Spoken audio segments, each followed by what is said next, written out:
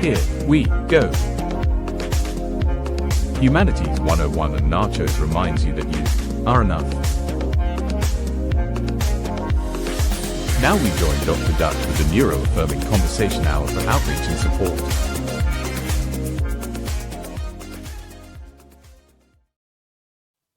Welcome, Nacho Nuts. And again, if you are new here, let me explain that name to you. Just for a second, I call you Nacho Nuts, N-A-C-H-O-N-A-U-T-S. Not because it's a title, right, that you have to wear. But this place is more than just a podcast and more than just a class. It's a little mission. What we're doing here is exploring what it means to be human and how to build a life with more predictability, more balance, and more joy. We do that with warmth, with honesty, and with the deep belief that your brain is not broken. And your brain is worth supporting. And because this episode airs on Martin Luther King Jr. Day in 2026, I want to open with two lines that feel like both a warning and a lantern. Dr. King said, quote, "We must learn to live together as brothers or perish together as fools," end quote. And he also said, quote, "Darkness cannot drive out darkness. Only light can do that," end quote. Those are not just inspirational quotes. They're instructions for survival. They remind us that community is not optional, that dignity is not a private hobby, that what we practice in our small circles becomes what we allow in our larger world.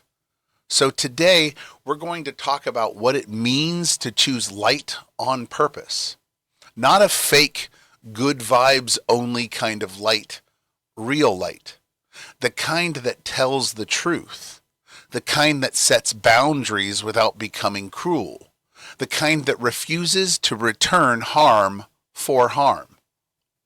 And we're also going to talk about the company we keep, because this matters for neurodivergent lives, especially for neurodivergent lives if you think about it, because environments shape nervous systems. Nervous systems shape our experience, and thus our experience kind of shapes how we experience reality, and thus everything. Your sleep, your focus, your patience, your ability to recover after a hard day, all of that connected to the nervous system. So when MLK calls for us to live together, he's also calling us to build spaces where people can actually breathe. So as we begin, I want to hold one gentle question close. When you leave a room, a conversation, a feed, a workplace, a friendship, do you feel more like yourself or less? Do you feel pulled toward your best or pushed towards your armor? Answer this in the comments for me today. So again, when you leave a room, a conversation, a social media feed, a friendship, do you feel more like yourself or less like yourself? Do you feel pulled toward your best or pushed towards some kind of protective armor? So pop that in the chat, pop that in the comments section, and then let's take a breath. If your week has already been loud and it's only Monday, if you're carrying too much, if you're feeling a little raw, you belong here. Let this episode be a soft place to land. And then together, let's practice what MLK taught. Let's work on driving out darkness with light. And let's keep choosing a life that makes room for everyone. And to bring those values down from a level of aspiration into a level of practice, I want to turn us towards something I find deeply, deeply grounding. What the research is teaching us right now about connection, about stress, and about the conditions that help human beings actually thrive. Because living together is not a moral ideal. It's a biological imperative. Our brains and our bodies are shaped by belonging, by safety, and by chronic threat, and the perception of the presence or absence of supportive community. So in the spirit of light, truth, and repair, let's look at the latest findings, not as cold data points, but as another kind of lantern, evidence that helps us name what harms us, understand what heals us, and build environments that call forth our best. So with that lantern in hand, let's get specific about what conditions actually mean. And let's do it through a piece of research that fits the theme almost too perfectly. If Dr. King is inviting us to build communities where light can take root, then science is giving us surprisingly literal reminders that we are ecosystems, not islands. Our minds are not run on willpower alone. They run on energy, regulation, and support. They're shaped by the stress and safety, by the routines and relationships, by what surrounds us and what we have to carry. And this is why I want to pivot to a new Science Daily write-up from a January 5th, 2026 report. And it was entitled, "The Secret to Human Intelligence, It Might Be in Our Gut." And the details are fascinating, but the NACHOS point is simple. What we live inside of, including our environments and our inputs, can shape what we are able to think, feel, and do. And so here's a simple summary. Researchers at Northwestern University took germ-free mice, and these were mice raised without gut microbes, and they inoculated them with gut microbiota from 3 primates chosen on purpose. Humans, large-brained; squirrel monkeys, also relatively large-brained, but from a different branch; and macaques, right? Smaller-brained. After several weeks, the mice showed different patterns of brain gene expression depending on which primate's microbes they received, and the human versus macaque patterns in the mice resembled differences seen between actual human and macaque brains. Now here's the part that matters for our nachos conversation. The microbiomes from the larger brain primates, humans, and squirrel monkeys tended to turn up activity in genes tied to energy production in mouse brains. The human microbiome in particular boosted genes involved in oxidative, phosphorylation, one of the main ways our genes generate energy. Those shifts lined up with microbial pathways connected to how the body handles glucose, including glucose metabolism and glucogenesis. In plain language, the microbes looked like they were nudging the system toward the kind of energy supported the big expansive brain. So it connected to the system that it was perceived to have rather than the system as it actually was. And the researchers are careful about limits, and we should be too. This is an animal model. It's a small set of primate species, and these are early findings, so not a final story, but they raise a fascinating possibility. The gut microbiome may have played a supporting role in primate brain evolution by influencing brain metabolism. Not the whole story, not the only driver, but part of the ecosystem that made certain that there were kinds of cognition that were more possible than others. This is one of those moments where science backs up the very humane truth. Your mind is not floating in space. Your thinking is embodied in the world around you. Your attention, your memory, your mood, your stamina are not only character traits. They are biological processes that depend on energy, regulation, and environment. And if the microbes can shift brain-related gene expression in a controlled experiment, it reinforces a point we return to again and again in nachos. Support systems matter. inputs matter. Context matters. This is why PBJ is not just a vibe. Predictability helps your nervous system spend less energy scanning for threats. Balance protects the basics that keep your brain online: sleep, food, hydration, recovery, movement, and social support. And joy is not just fluff. Joy is often a sign that your system has enough safety and enough energy to be curious, to connect to ideas, and to learn. It's the canary in the coal mine. And when we say your success is not always about grit, as we did last week, this is the part we mean. Sometimes the difference between I cannot focus and I can think is not a moral issue, and it's not a choice of will. Sometimes it is physiological. Sometimes it's environmental. Sometimes it is that you needed rest and that you did not get it. And because this is nachos, we do not leave the science sitting on the shelf. We turn it into something kind and usable. Not medical advice, just a gentle semester reframe. If you want your brain to work better, do not start by attacking yourself. Start by supporting your ecosystem. Eat something steady. Drink some water. Sleep as consistently as you allow yourself to. Build routines that you can actually repeat. Ask for help early. Reduce the chaos tax wherever you can. It's not about you being soft.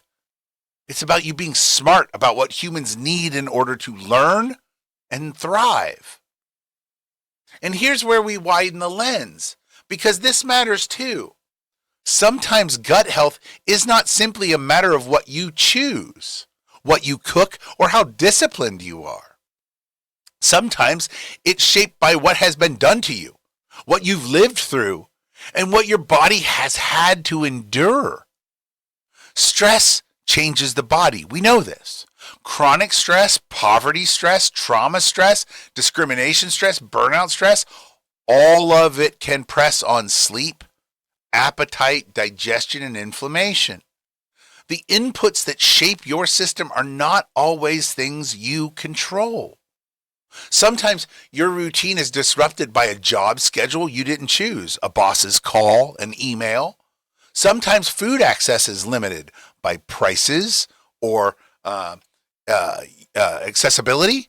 Sometimes home is not a calm, safe, warm place. Sometimes you are carrying grief, nervousness, anxiety, worry. Sometimes your nervous system has learned through experience to stay alert and stay on scan 24/7.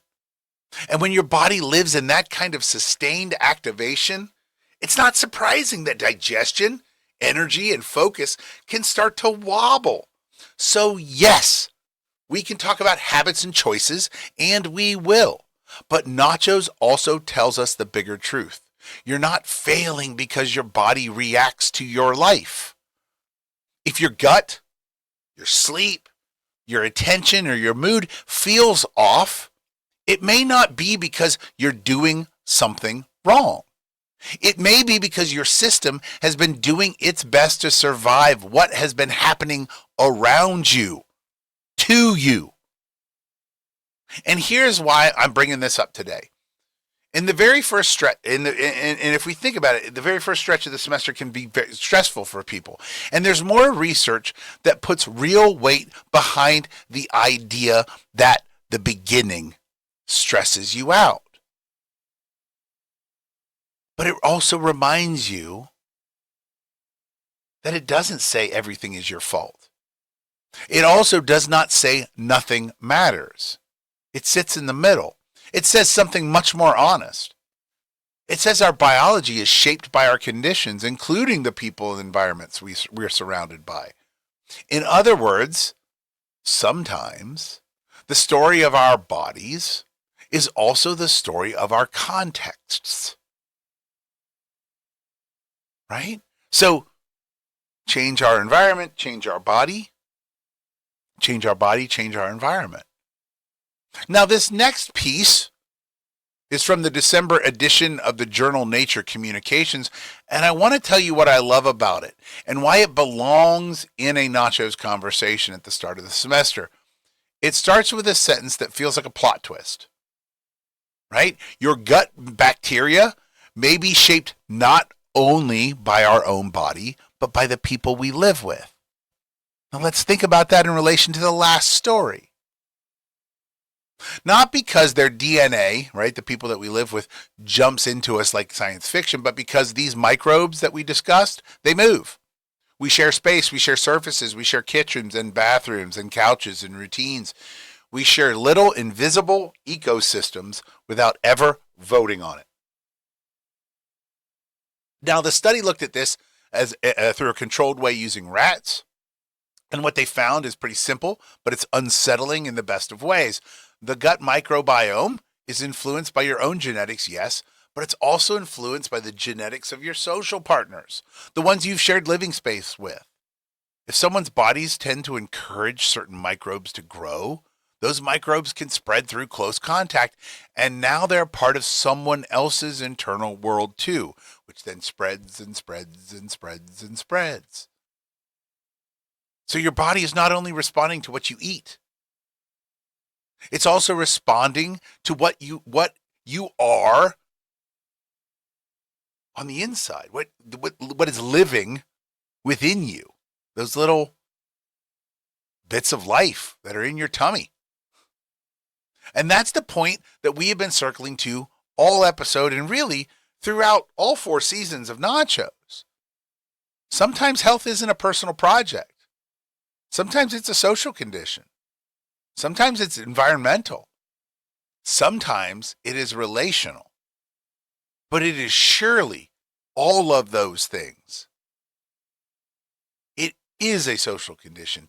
It is environmental. And health is relational. The story that we get handed over and over and over again is do the right thing and you will be fine. Eat the good thing and you will be healthy. But real life is much more complicated than that. If your house is chaotic, if your roommate's houses or habits are chaotic, if stress is constant, if sleep is inconsistent, if the kitchen feels unsafe, if you're living in fight or flight, your body is not failing. Your body's adapting to the world it is in. And this is also why the shame story has to go. Because I remember, right, being a student and blaming myself for everything. I cannot focus because I'm too lazy. Can't get this done because I'm stupid. I feel off because I don't have enough discipline. I just need to buckle down. But what if you feel off because your environment is dysregulating you? What if your sleep is broken because the people around you are loud and unpredictable? What if your stomach hurts because you've been tense for weeks? What if your nervous system is doing exactly what nervous systems do when they are not receiving safety and routine? They're sending signals. And this is where PB&J becomes more than a classroom philosophy. Predictability is not just a nice feature. It's a protective factor. Balance is not self-indulgence. It's maintenance for a brain and a body that are carrying a real load.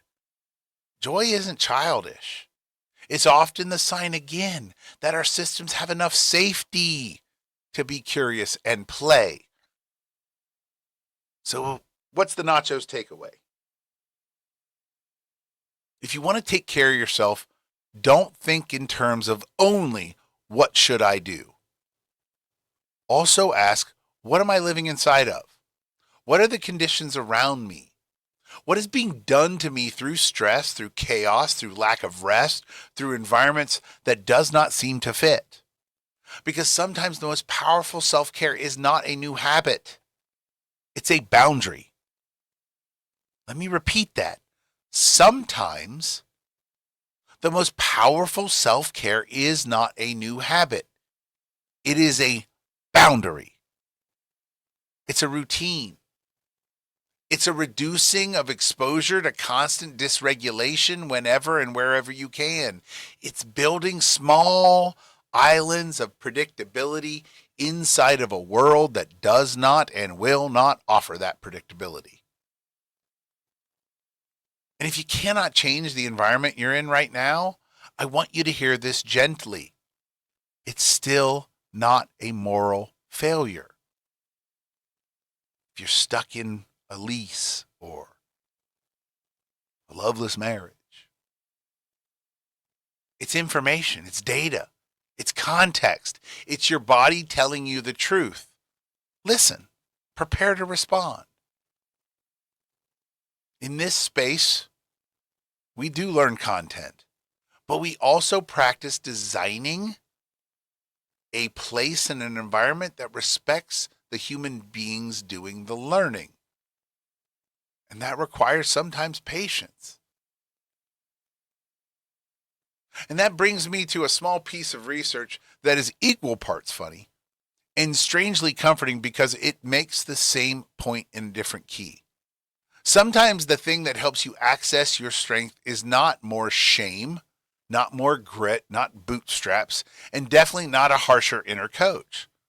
Sometimes it's a tiny, low-stake shift that helps your nervous system loosen its grip long enough for your effort to come through. So a recent Science Daily write-up entitled Swearing May Unlock Hidden Strength study finds it shares research suggesting that swearing during a physically demanding task can help people perform a little better.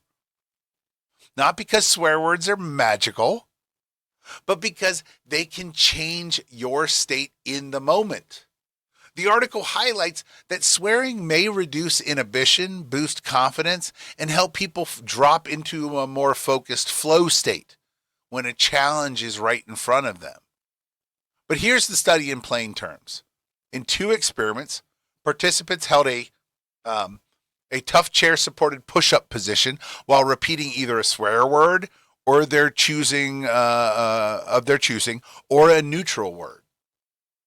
The people who used a swear word tended to hold the position longer. Afterwards, their self-report suggested something important was happening inside of the experience.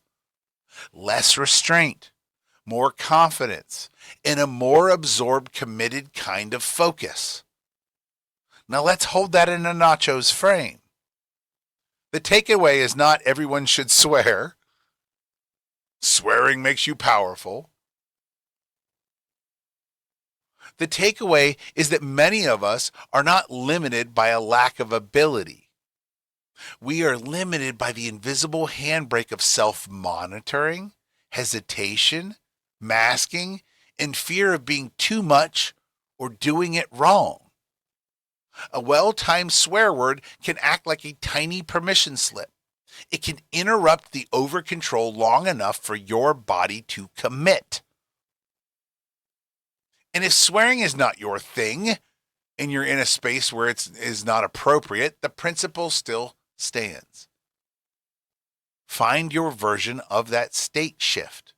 A sharp exhale, a power phrase, a silly mantra that makes you smile, a quick okay, go. The point is not the word itself. The point is the kindness underneath it, the kindness to self, the refusal to punish yourself into performance.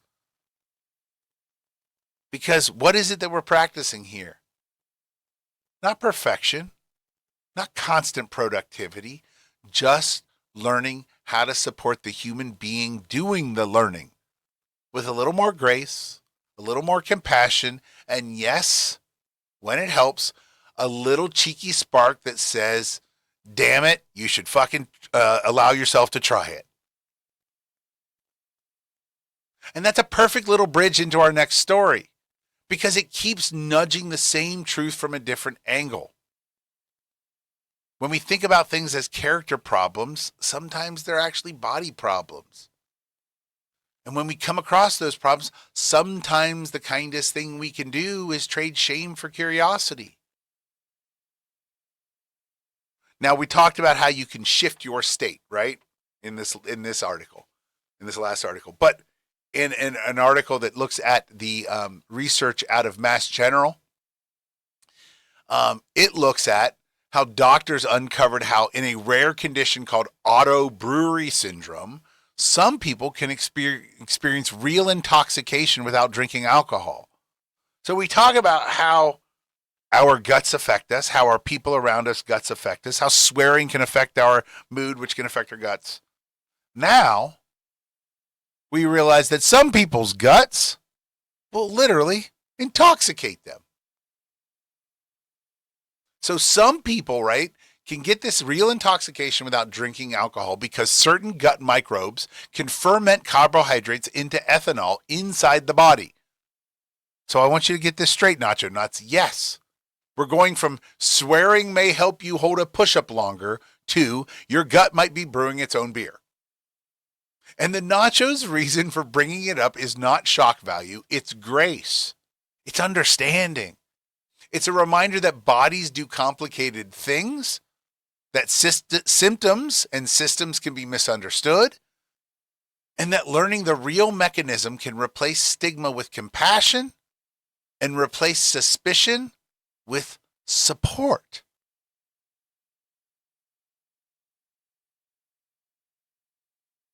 So if our bodies are complicated and we think about that neighborhood of truth, all right, this next article reminds us that medical does not automatically mean risk-free, and popular does not automatically mean well-proven. On the 12th of December last year in Science Daily, they did a little write-up entitled Scientists Reveal the Real Benefits and Hidden Risks of Medical Cannabis. And it summarized a large review of research, like 1,200 studies, that asked a simple question. What does the evidence actually support, and where are we filling gaps with hope, with hype, or with cultural momentum? And the headline takeaway is not that cannabis is bad. The takeaway is more grown up than that. The strongest evidence is narrower than public belief, and the risks are real enough that patients deserve clearer, more compassionate guidance. Here's what the article highlights in plain language. Simple as I can say it. The review found clear clinical benefits mainly for a small set of pharmaceutical-grade, FDA-approved cannabinoid products, and for a limited list of conditions like certain seizure disorders, chemotherapy-related nausea and vomiting, and HIV/AIDS-related appetite loss. For many of the most common reasons people use medical cannabis, such as chronic pain, anxiety, and insomnia, the evidence is described as weak, uncertain, or insufficient, and clinical guidelines generally do not position cannabis as a first-line treatment for pain. The article also underscores risks that often get minimalized in casual conversation. Higher potency use in adolescents being associated with higher rates of psychotic symptoms and anxiety in some studies. A notable share of medical users meeting criteria for cannabis use disorder, and a potential cardiovascular concerns being higher with daily use, especially with inhaled or higher potency products. And then there's also the long-term issues and the findings that we're finding with the cannabinoid cramping and guts and with the hot showers, right? Now, I want you to frame it like this, Nacho Nuts. This isn't a shame story, right? It's not a warning. It's not Nancy Reagan. It's also not Cheech and Chong. A lot of people reach for relief because they are in pain. They cannot sleep, they're anxious, they're burnt out, and they're trying to function. Wanting relief is human. The self-care move is not pretending a coping tool is perfect. We know that placebo is real. But self-care is about being willing to ask with gentleness, what do we actually know? What do we not know yet? And what are the trade-offs for my particular body, for my particular life, in my particular experience? Compassion is not anything goes. Compassion is not nothing goes.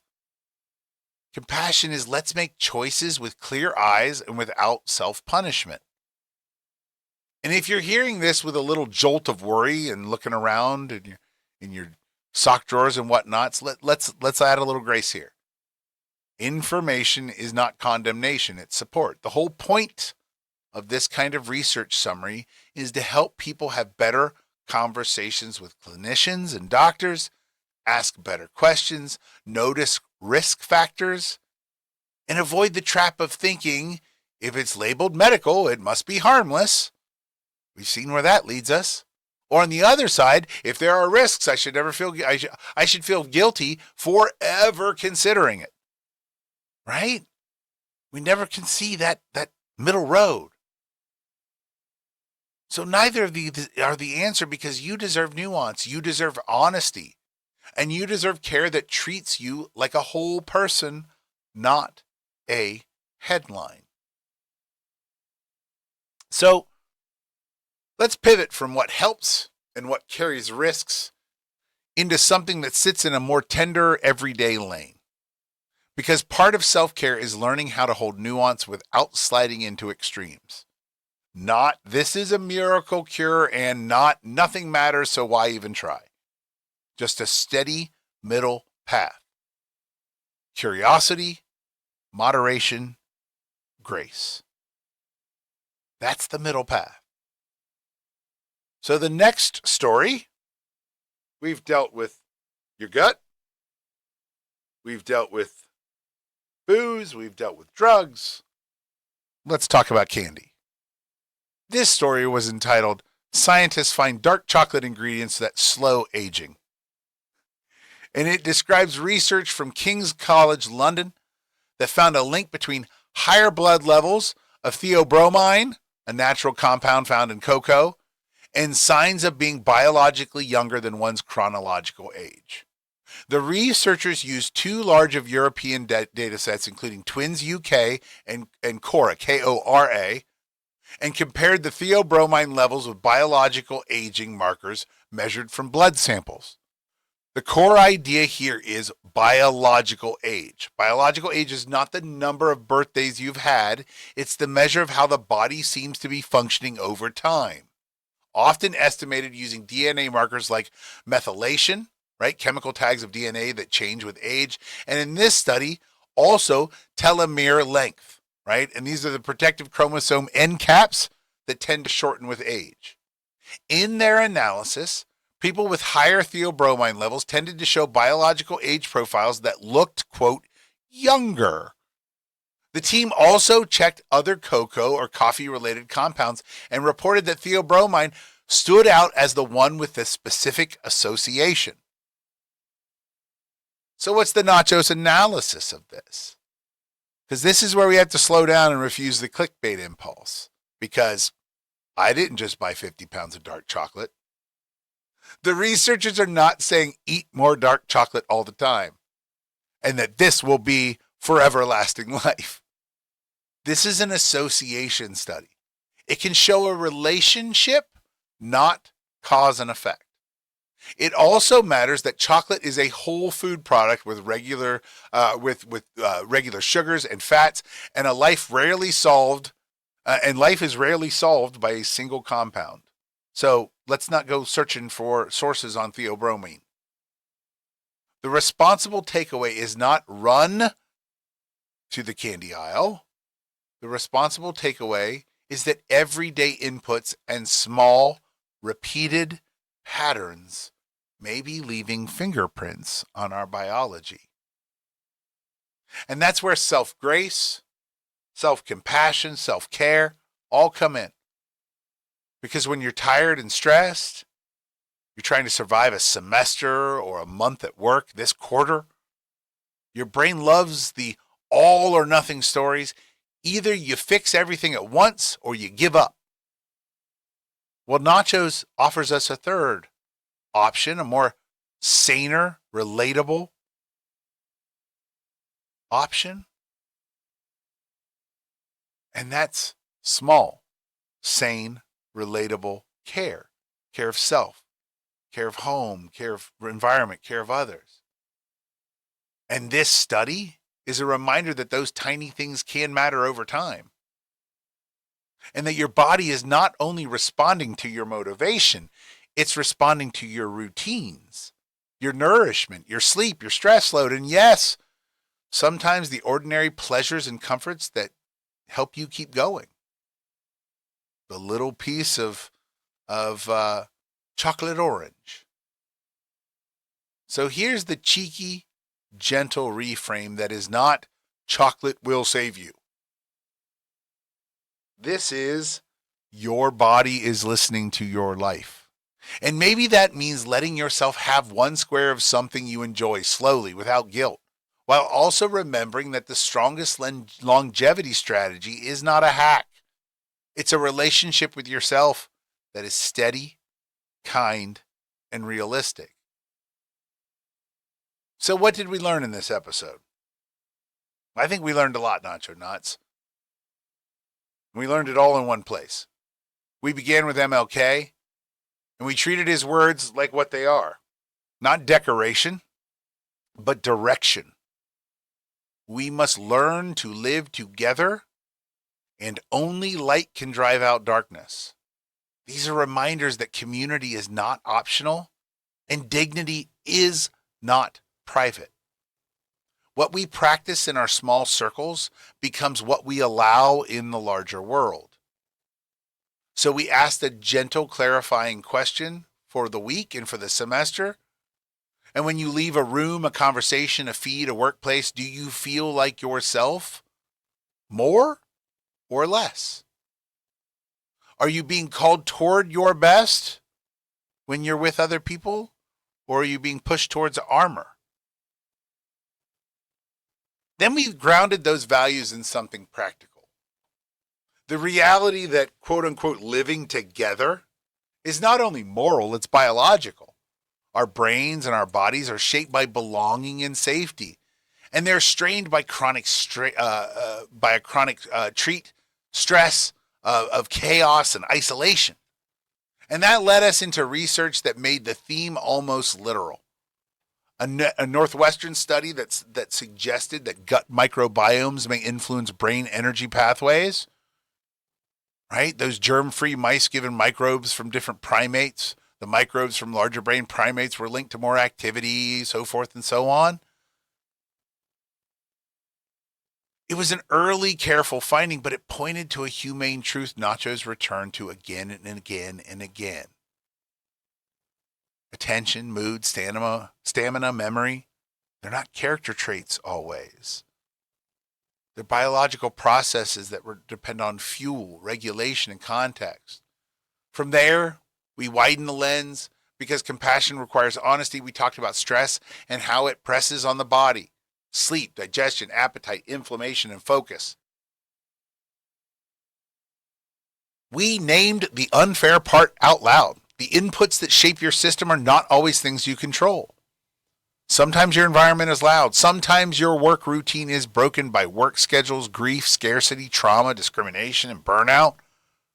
So we removed the shame story. If your focus is off, your gut is off. If your gut is off, your sleep is off. And it's not because you're lazy or undisciplined. It may be because your system has been doing the best it can to survive the conditions as it finds itself in. And if you cannot change your environment, remember, it is not a moral failure. It's context, it's information, it's data, and it's your body telling you the truth. Then we turn that truth into something usable and kind. We looked at that study about swearing and how sometimes a tiny state shift can help you access strength that was already and always there, just hidden.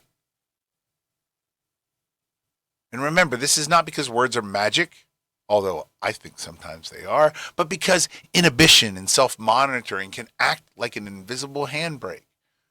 The deeper lesson was not everyone should swear. Remember, it's stop punishing yourself into performance. Find a safe, appropriate version of yourself and let it shine. Give yourself that permission slip, a breath, a mantra, a goofy cue, and do it all with gentleness. And then we looked at the self-brewery in the gut. And again, this wasn't about shock. This was about compassion. We talked about how bodies do change. Real things get misunderstood. And when we learn the mechanism, we can replace stigma with support. We can stop turning symptoms into character judgments. And we kept that same mature, compassionate lens when we talked about medical cannabis. We practiced nuance. We held both truths at once. People seek relief because they're hurting, and evidence still matters. The most loving move is not hype, and it's not shame. It's clear-eyed care. What do we actually know? What is still uncertain? What are the risks for this particular body, this particular history, this particular life? Because the information is not condemnation. It's support.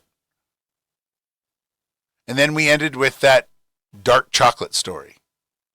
Not as a life hack, not as a clickbait, but as a reminder about realism and moderation. The theobromine finding connection to a simple idea. Your body is listening to your life. Small, repeated inputs can leave fingerprints over time. It's not chocolate saves you. It's a gentler truth. All or nothing thinking makes self-care impossible. Small, sane, repeatable care is often what holds us. So, if we had to name the heartbeat of the whole episode, I think it would be this. Choose light on purpose, and let that light look like honesty, compassion, and practical support. Replace shame with curiosity. Replace judgment with context. Remember that your mind is embodied, your body is responsive, and your environment matters. This semester, we're not only learning content, we're learning how to respect the human being doing the learning. So before we close Nacho Knots, I want to shift us into affirmation mode. Not the glossy kind, the grounded kind. The kind that tells the truth and still offers a hand. Because everything we talked about today points to one steady message. You are not a machine. You are an ecosystem. Your focus, your mood, your stamina, your recovery, your hope, they're shaped by what you are living inside of. So if you've been struggling, let's end the episode by giving your nervous system something it can hold on to. Here are your affirmations for this week. I am allowed to need support. Needing support is not weakness. It is being human. My body's reactions are information, not moral failures. I can listen without shame. I can choose light without becoming hard. I can set boundaries and stay kind. I did not have to punish myself into performance. I can use gentler tools and still move forward. My mind is embodied. Caring for my body supports my thinking. Small, steady care counts. A drink of water, a meal, a breath, a routine. These are not trivial. These are foundational. I can trade self-judgment for curiosity. What do I need is a better question than what is wrong with me. I can be honest about my environment. If it is dysregulating me, that is real, and I deserve compassion. I can make one small island of safety today. One predictable step, one gentle boundary, one kind choice. I belong here, even when I'm not at my best. especially when I'm not at my best. And if you want one simple practice to carry with you into this week, make it this. When you notice yourself spiraling into self-criticism, pause and ask, is this a character issue or is this a conditions issue? Then respond like you would to someone you love, not like someone would you would respond to you or how you think you should be responded to. Respond to yourself as you would your dearest friend. So Nacho Knots, I want to thank you for being here. Thank you for choosing light with me, not the fake kind, but the real kind that tells truth and still refuses to return harm for harm. And as you step back into your week, into your evening, into your day, I hope you carry this with you. You do not have to earn grace by being flawless. Grace is part of what helps you become whole. Be gentle with your nervous system. Be honest about your needs. And keep building a life that makes room for you. I'll see you next time, Nacho Knots. You've got this.